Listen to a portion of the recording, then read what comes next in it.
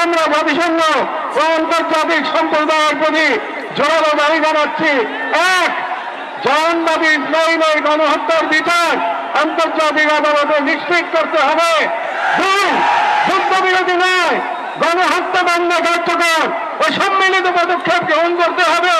তিন, 1967 সালে পূর্ববর্তী ভূমি ফিরিয়ে দেওয়ার জন্য বাধ্যবাধকতা তৈরি করতে হবে।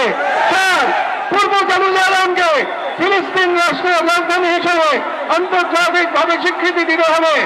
এবং পাঁচ, ফিলিস্তিনিদের আত্মনিয়ন্ত্রণ, নিরাপত্তা এবং রাষ্ট্রের সার্বভৌমত্ব প্রতিষ্ঠার পথ উন্মুক্ত করতে হবে। কারণ এই মুহূর্তে বিশ্ব ব্যবস্থা যে ন্যায়ের মুখোশ পরে আছে, গাজার ধ্বংসস্তূপে সেই মুখোশ খসে পড়েছে।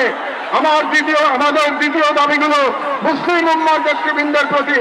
যেহেতু আমরা বিশ্বাস করি ফিলিস্তিন কেবল একটা ভূখণ্ড নয়, এটি মুসলিম উম্মার আত্মপরিচয়ের অংশ, এবং গাজা এখন কেবল একটি যুদ্ধ বিধ্বস্ত শহর নয়, এটি আমাদের সম্মিলিত ব্যর্থতার বেদনাদায়ক প্রতিচ্ছবি।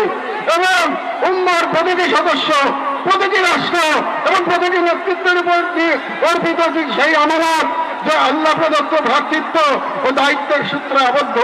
এবং ইসরায়েল একটা অবৈধ দখলদার গণহত্যাকারী রাষ্ট্র, যা মুসলিমদের প্রথম কিবলা ও একটা পুরো জনগোষ্ঠীর অস্তিত্ব নিশ্চিহ্ন করতে সর্বশক্তি নিয়োগ করেছে।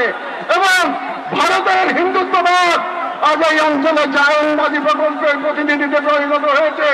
মুসলমানদের বিরুদ্ধে সুপরিকল্পিত দমন নির্যাতন চালিয়ে যাচ্ছে। এবং ভারতের সম্প্রতি ওয়াকফ সম্পত্তি আইনে হস্তক্ষেপের মাধ্যমে মুসলিমদের ধর্মীয় ঐতিহাসিক অধিকার ধারণ করা হয়েছে, যা উম্মার জন্য একটি স্পষ্ট সতর্কবার্তা। সেহেতু আমরা মুসলিম বিশ্বের সরকার ও রাজ্যের মতো মুসলিম উম্মার প্রতিনিধিত্বকারী সভ্যরাজ্যের নিকট দৃঢ়ভাবে আহ্বান জানাই।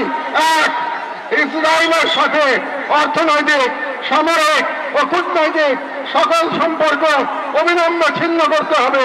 দুই, জায়নবাদী রাষ্ট্রের বিরুদ্ধে বাণিজ্যিক অবরোধ ও নিষেধাজ্ঞা আরোপ করতে হবে। তিন, গাজার মুসলিম জনগণের পাশে চিকিৎসা, খাদ্য, আবাসন ও প্রতিরক্ষা সহযোগিতা সহ সর্বাত্মক সহযোগিতা নিয়ে দাঁড়াতে হবে। চার, আন্তর্জাতিক পর্যায়ে ইসরায়েলকে একঘরে করতে সক্রিয় কূটনৈতিক অভিযান শুরু করতে হবে। এবং পাঁচ, জায়নবাদের দোষর ভারতের হিন্দুত্ববাদী শাসনের অধীনে মুসলিমদের অধিকার হরণ, বিশেষ করে ওয়াকফ আইনে হস্তক্ষেপের মতো রাষ্ট্রীয় আগ্রাসনের বিরুদ্ধে ওআইসি ও মুসলিম রাষ্ট্রসমূহগুলোকে দৃঢ় প্রতিবাদ ও কার্যকর কূটনৈতিক অবস্থান নিতে হবে।